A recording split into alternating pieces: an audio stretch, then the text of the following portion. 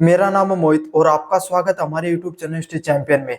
तो जैसा कि आप जानते हो, आपका जो पेपर होने वाला है हिंदी साहित्य का आदिकाल एवं भक्ति काल, उससे संबंधित जितने महत्वपूर्ण प्रश्न है सारे सारे मैं आपको करवा रहा हूँ। उसका अगला महत्वपूर्ण प्रश्न है राम भक्ति और कृष्ण भक्ति शाखा है, उसकी प्रमुख विशेषताओं के बारे में बताइए। मतलब राम भक्ति की जो शाखा हुई और कृष्ण भक्ति की शाखा हुई, दो अलग अलग प्रकार की शाखा हुई भक्ति आंदोलन में, दोनों की क्या प्रमुख विशेषताएं हैं आपके सामने, उसके महत्वपूर्ण प्रश्न की अपन बात करेंगे। इस प्रश्न को पढ़े इससे पहले काफी बच्चों का सवाल आता है, सर आप जो पीडीएफ पढ़ा रहे हो हम इसको रिवीजन के लिए फ्री पढ़ना चाहते हैं, तो ये पीडीएफ फ्री में क्या मिल सकती है? तो बिल्कुल मिल सकती है। कहां पर मिलेगी? इसके लिए आपको एक काम करना पड़ेगा, चैनल को सब्सक्राइब करना पड़ेगा। जैसे चैनल को सब्सक्राइब करोगे, डिस्क्रिप्शन में टेलीग्राम का लिंक दे रखा है, जैसे टेलीग्राम के लिंक पे क्लिक करोगे आप हमारे टेलीग्राम चैनल पे पहुंच जाओगे। वहां पर जाके सर्च करना आपको, सिंपल क्या, हिंदी, तो अलग BA first semester Hindi literature की पीडीएफ आ जाएगी, वहां से जाकर जरूर से पढ़ लेना। चलिए शुरू करते हैं। पहला जो प्रश्न है उसको शुरू करते हैं। भक्ति काल की सगुण भक्ति धारा, रूप सहित ईश्वर की पूजा करना। देखो, दो प्रमुख जो भक्ति धारा है, जो सगुण और निर्गुण, मैंने बार बार बताया भक्ति आंदोलन से संबंधित। अगर आपने प्रश्न नहीं पढ़ा है तो प्लेलिस्ट का लिंक भी डिस्क्रिप्शन में, अन्य प्रश्न भी वहां पर पढ़ लेना इस पेपर से संबंधित, अगर आप यही वीडियो देख रहे हो तो सिर्फ एक। तो सगुण भक्ति धारा है, उसमें क्या किया जाता है? जो भक्ति आंदोलन दो रूप में बटा था, सगुण और निर्गुण में। सगुण में ईश्वर की रूप पूजा की जाती थी, भाई कोई एक देवता हो गया, एक ईश्वर हो गया, उसकी जो मूर्ति पूजा की जाती थी, ऐसे समझ लो। जैसे भगवान श्री कृष्ण, भगवान श्री राम, शिव, विष्णु, इस प्रकार से कोई एक ईश्वर को माना और उसकी उन्होंने पूजा पाठ की। दूसरा निर्गुण, ऐसे व्यक्ति जो भगवान के साकार रूप को नहीं मानते थे। समझ में आ गया? कोई भी साकार रूप नहीं था, जैसा जो ईश्वर होता है, भगवान होते हैं, उनको उन्होंने हर कण कण में व्याप्त माना कि भाई हर जगह पर ईश्वर पे व्याप्त है, मूर्ति पूजा करने की कोई ज्यादा जरूरत नहीं है। यह था निर्गुण भक्ति धारा। अब सगुण भक्ति धारा, वो भी दो प्रमुख काव्य धाराओं में बट गई थी आपके सामने मुख्यतः भक्ति आंदोलन में, राम भक्ति एक शाखा और कृष्ण भक्ति शाखा। जिसमें राम भक्ति शाखा में आपके सामने कौन दिखाई देते हैं? प्रमुख कवि कौन होते हैं? तुलसीदास। कृष्ण भक्ति शाखा के अंदर प्रमुख कवि कौन होते हैं आपके सामने? भाई सूरदास। तो ये आपके सामने दोनों में अंतर दिखाई पड़ता है। राम भक्ति शाखा में तुलसीदास प्रमुख कवि होते हैं, कृष्ण भक्ति शाखा के प्रमुख कवि और लेखक कौन है? सूरदास है। दोनों शाखाओं ने भारतीय धर्म साहित्य को समृद्ध किया और उनकी विशिष्ट विशेषताओं क्या थी? मतलब दोनों ही, चाहे राम भक्ति शाखा के जो कवि थे तुलसीदास और चाहे कृष्ण भक्ति के जो प्रमुख कवि थे जो सूरदास, दोनों के द्वारा क्या किया गया? भारतीय साहित्य परंपरा को एक नई ऊंचाइयों तक पहुंचाया गया। जिसमें अगर अपन बात करें, पहला प्रश्न है राम भक्ति शाखा में राम को किस प्रकार से दिखाया गया है? एक मर्यादित पुरुष के रूप में दिखाया गया है। पहला पॉइंट है उसका आराध्य का स्वरूप। राम भक्ति शाखा के आराध्य श्री राम है, जिन्हें मर्यादा पुरुषोत्तम माना जाता है। मतलब राम भक्ति जो शाखा है उसमें भगवान श्री राम को किस प्रकार से माना गया है? उनके आराध्य देव के रूप में माना गया है। जहां जिन्हें मर्यादा पुरुषोत्तम के रूप में भी जाना जाता है, जहां उन्हें किस रूप में जाना जाता है? मर्यादा पुरुषोत्तम के रूप में भी जाना जाता है, मर्यादित पुरुष के रूप में भी जाना जाता है। कैसे? राम एक आदर्श व्यक्ति हैं, जो पुत्र भी आदर्श हैं, जिनको उनके पिता जंगल में जाने के लिए कहते हैं, वनवास काटने को कहते हैं 12 साल का, बिना किसी पिता से नोक झोंक किए, बिना उनका विरोध के सीधा जंगल के अंदर चले जाते हैं। एक आदर्श भाई के रूप में भी जाना जाता है। जब जब अपने भाई पे विपदा आई, हमेशा भगवान श्री राम उनके साथ खड़े, उनके भाई भी उनके साथ खड़े रहे तो वो भी उनके साथ खड़े रहे। साथ के साथ आदर्श पति के रूप में अपनी पत्नी सीता के लिए वो क्या करते हैं? जो रावण जैसे जो बड़े और बाहुबली व्यक्ति से भी युद्ध करने से नहीं कतराते हैं आपके सामने, और उनसे भी युद्ध ले लेते हैं। उस समय का सबसे बड़ा राजा तो हुआ करता था कौन? रावण। लेकिन उससे भी युद्ध करते हैं, उसको हराते हैं और अपनी पत्नी को क्या करते हैं? उसके जो कैद है उससे बाहर लेकर आते हैं। एक आदर्श राजा के रूप में भी खुद को स्थापित किया। तो जो राम भक्ति शाखा रही, इसमें तुलसीदास ने जो साहित्य लिखा वो एक मर्यादा पुरुषोत्तम के रूप में क्या रखा? भगवान श्री राम को रखा, कि कैसे एक इंसान अपने जीवन में एक आदर्श व्यक्ति कैसा होता है, उसके रूप में भगवान श्री राम को दिखाने का प्रयास किया। क्यों? क्योंकि उस समय जो समाज था उसमें बहुत ही ज्यादा जो कमियां थी, इन लूटपाट जैसी चीजें देखने को मिलती थी। स्त्रियों पे क्या होता था? बहुत ज्यादा अत्याचार होता था। जाति के आधार पे समाज बटा हुआ था, धर्म के आधार पे बटा हुआ था, पंथ के आधार पे भी समाज बटा हुआ था। तो तुलसीदास ने सभी समाज को एक करने का काम किया। तुलसीदास ने रामचरित्र में राम को मर्यादा पूर्ण और धरीदात चरित्र को चित्रित किया। मतलब उनका इस प्रकार से चरित्र का चित्रण किया गया है कि वो एक मर्यादापूर्ण पुरुष लगे। मर्यादापूर्ण पुरुष कौन होता है? वो व्यक्ति जो अपना जीवन मर्यादित जीवन जिए, एकदम नीति नियमों के हिसाब से जिए। जीवन में चाहे लाख उसके सामने क्या है, परेशानियां है, लेकिन वो विचलित नहीं हो, मर्यादापूर्ण अपना जीवन जिए। इस प्रकार का जो जीवन है वो किसका दिखाया गया है? भगवान श्री राम का जीवन दिखाया गया है। अगला पॉइंट है भक्ति का भाव। इस शाखा में दास्य भाव की भक्ति प्रमुख है। किस प्रकार की भक्ति की गई है? भगवान श्री राम को दास रूप में स्वीकार जो करने के लिए कहते हैं खुद को तुलसीदास। क्या कहते हैं कि हे ईश्वर, मुझे दास रूप में स्वीकार कीजिए। आप समझ में आ गया आपके सामने? जो खुद को क्या मानते हैं? दास मानते हैं, और भगवान श्री राम को क्या मानते हैं? अपना मालिक मानते हैं। भक्त को स्वयं दास और आपके सामने राम को स्वामी मानते हैं। समझ में आ गया? स्वामी मानकर पूजा करते हैं। जिस तरीके से आपके सामने जो मालिक होता है स्वामी होता है, प्रेम भाव की अगर स्वामित्व होता है, वहां पर क्या होता है? अगर कुछ भी बात कह दे आपके सामने स्वामी, तो सेवक उसकी बात मानता है। इस प्रकार की भक्ति किसने की? तुलसीदास ने की। तुलसीदास स्वयं को राम का दास मानते थे, इसी भाव से विनय पत्रिका की रचना की। क्या मानते थे? भगवान श्री राम का वो दास मानते थे, भगवान राम को वो मालिक मानते थे, और यही चीज उन्होंने विनय पत्रिका के अंदर लिखी है। काव्य का स्वरूप और भाषा। इस शाखा में प्रबंध काव्य, लंबी कथा वाली कविताओं की प्रधानता है। तुलसीदास की रामचरितमानस इसकी सर्वश्रेष्ठ उदाहरण है। मतलब अगर अपन बात करें काव्य की, तो काव्य में जो एक प्रबंध काव्य लिखा गया, जो एक लंबी कथा वाली कविता है, जिसमें आपके सामने तुलसीदास का राम, मतलब जो काव्य है, एक इन्होंने दो प्रकार के काव्य में रचना की तुलसीदास ने, मुक्तव काव्य और प्रबंध काव्य। प्रबंध काव्य क्या होता था? एक लंबी कथा वाली कविता लिखी जिसका एक मुख्य उद्देश्य हुआ करता था। जो मुक्तव काव्य हुआ करता था उसमें उन्होंने क्या एक मुक्त काव्य तो लिखा, लेकिन उसका कोई फिक्स उद्देश्य नहीं हुआ करता था। गैर शैली में ये दोनों की दोनों लिखी गई थी। साथ के साथ तुलसीदास के साहित्य में रामचरितमानस भी उनकी साहित्यिक कृतियों की सर्वश्रेष्ठ उदाहरणों में से एक है। मुख्य रूप से आपके सामने इनके साहित्य में किस प्रकार का भाषा का प्रयोग हुआ है? अवधी भाषा का मुख्यतः प्रयोग देखने को मिलता है। किस प्रकार की भाषा का प्रयोग देखने को मिलता है भाई? अवधी भाषा का सबसे मुख्यतः प्रयोग देखने को मिलता है। अगले वाला पॉइंट है सामाजिक आदर्श।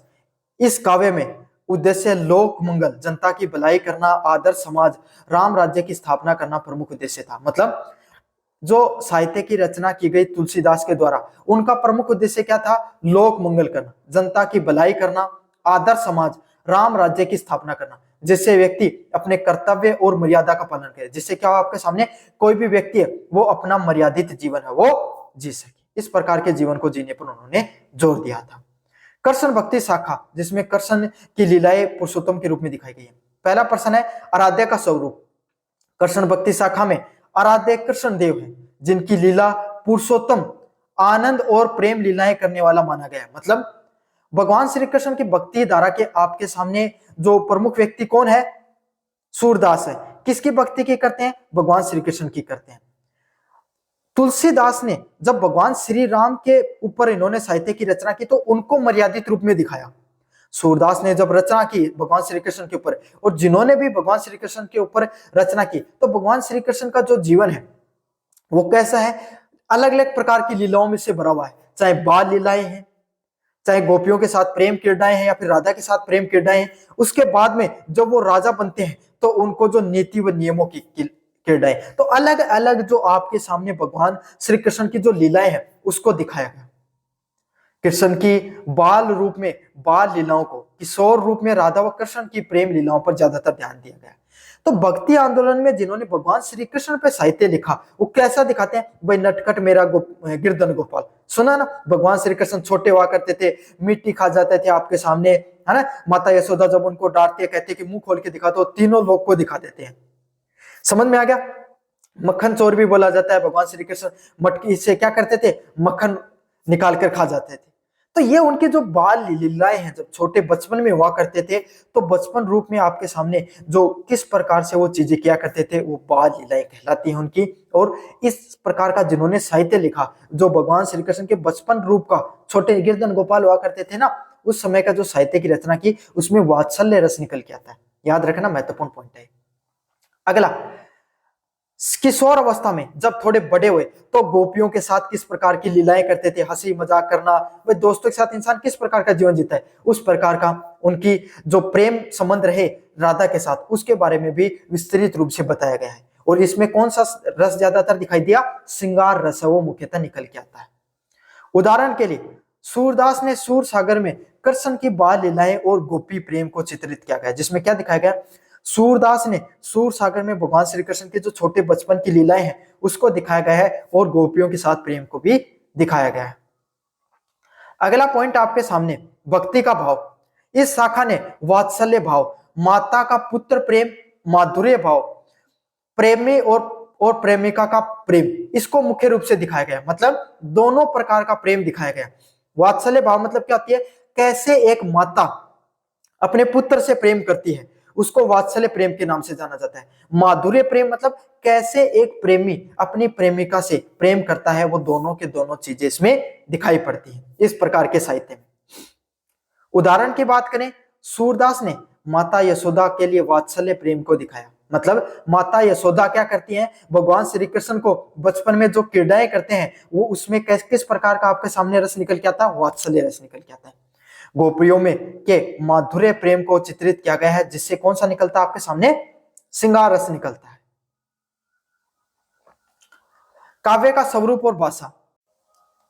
इस शाखा में मुक्तव काव्य छोटे पद गेय पदों की प्रधानता है। मतलब इनके द्वारा जो साहित्य की रचना की गई, किसके द्वारा?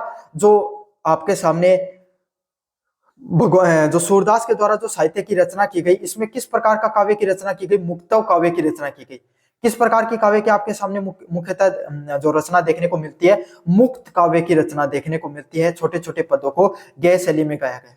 भाषा की बात करें, मुख्यतः ब्रज भाषा का प्रयोग किया गया, जो अत्यंत मधुर और कोमल है। किस प्रकार की भाषा मुख्यतः दिखाई पड़ती है आपके सामने? ब्रज भाषा का प्रयोग मुख्यतः दिखाई पड़ता है, जिसमें जो ब्रज भाषा सभी को पता है एकदम मधुर और कोमल भाषा है एकदम आपके सामने। समझ में आ गए? तो उस प्रकार की भाषा का मुख्यतः प्रयोग किया गया है।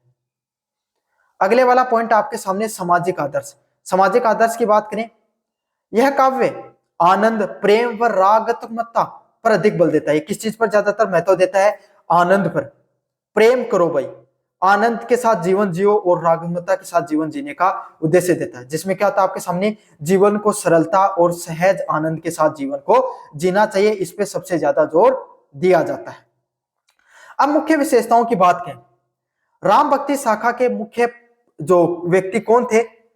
मर्यादित पुरुषोत्तम राम मतलब भगवान श्री राम है, वो राम भक्ति शाखा के प्रमुख व्यक्ति रहे, जिन्होंने आपके सामने राम भक्ति शाखा पे साहित्य लिखा है, जैसा कि आपके पता है। और इसमें एक पॉइंट प्रमुख है, मर्यादा। मर्यादित साहित्य की रचना की गई, भगवान श्री राम को एक मर्यादित पुरुषोत्तम के रूप में दिखाया गया। कृष्ण भक्ति शाखा पर जिन्होंने लिखा, उन्होंने उनकी लीलाओं का, वो पुरुषोत्तम, उनका भगवान श्री कृष्ण का व्यक्तित्व कैसा था, उसके ऊपर उन्होंने साहित्य की रचना की। समझ में आ गई? चाहे बाल लीलाएं हुई, चाहे किशोर क्रीड़ाएं हो गई, दोनों के दोनों, उसके बाद में उनके आगे का जीवन रहा, उसके बारे में जिन्होंने लिखा। भक्ति भाव, कैसा भक्ति भाव था भाई? जो भगवान श्री राम की पूजा करते थे वो खुद को एक दास रूप में स्वीकार करते थे। भगवान श्री राम है वो खुद क्या है? स्वामी है, और जो उनके जो सारे व्यक्ति हैं जो उनकी पूजा करते हैं, सभी के सभी कौन है? सेवक रूप में स्वीकार किया। तुलसीदास इसके प्रमुख उदाहरण है। कृष्ण भक्ति शाखा में वात्सल्य, माधुर्य, साख्य भाव है, वो मुख्यतः दिखाई पड़ता है। मतलब वात्सल्य, जब छोटा जो बचपन में जब लिखते थे भगवान श्री कृष्ण की बाल क्रीड़ाओं के बारे में वर्णन किया, तो वात्सल्य भाव को दिखाया गया है। काव्य रूप की बात करें आपके सामने, प्रबंध काव्य उसमें लिखा गया, मतलब लंबी कविताओं को लिखा गया है। और इसमें जो आपके सामने जो साहित्य की रचना की गई भगवान श्री कृष्ण पे, इसमें मुक्तव काव्य को प्रमुख रूप से प्रयोग किया गया। कौन सा काव्य? मुक्तव काव्य को प्रमुख रूप से प्रयोग किया गया। भाषा कैसी है भाई इनकी? आपके सामने जो अवधी भाषा का इसमें प्रमुख प्रयोग किया गया। जिन्होंने राम भक्ति धारा पे लिखा उन्होंने अवधी भाषा का प्रयोग किया, और जिन्होंने कौन सी भाषा का? आपने कृष्ण भक्ति पर जिन्होंने लिखा उन्होंने ब्रज भाषा का मुख्यतः प्रयोग किया। समझ में आ गया? सामाजिक लक्ष्य की बात करें, मर्यादित जीवन जीना, कर्तव्यपूर्ण जीवन जीना और राम राज्य की स्थापना करना। इनका क्या लक्ष्य था? प्रेमपूर्ण जीवन जीना, आनंद के साथ जीवन जीना और सहज जीवन जीना इनका प्रमुख उद्देश्य था। दोनों शाखाओं ने निर्गुण भक्ति को जन जन तक पहुंचाया। तो चाहे कृष्ण भक्ति धारा हो, चाहे आपके सामने जो राम भक्ति धारा, दोनों के दोनों भक्ति धाराओं ने क्या किया? सगुण भक्ति को आपके सामने हर व्यक्ति तक पहुंचाने का काम किया। राम भक्ति ने समाज में मर्यादा और कर्तव्य का संदेश दिया। राम भक्ति धारा में क्या किया, समाज में किस तरीके से मर्यादित जीवन जीना चाहिए उस पर जोर दिया। और कृष्ण भक्ति है उसने किस चीज पे जोर दिया, प्रेम और आनंद पर जोर दिया। दोनों ने मिलकर भक्ति काल को एक पूर्ण बनाने का कार्य किया है। तो यह था आपके सामने पूरा का पूरा प्रश्न। राम भक्ति धारा और कृष्ण भक्ति धारा की जो प्रमुख शाखाएं हैं उसके ऊपर अपन ने विस्तार से चर्चा की। कैसा लगा वीडियो जरूर से बताना, चैनल को जरूर से सब्सक्राइब कर देना। धन्यवाद।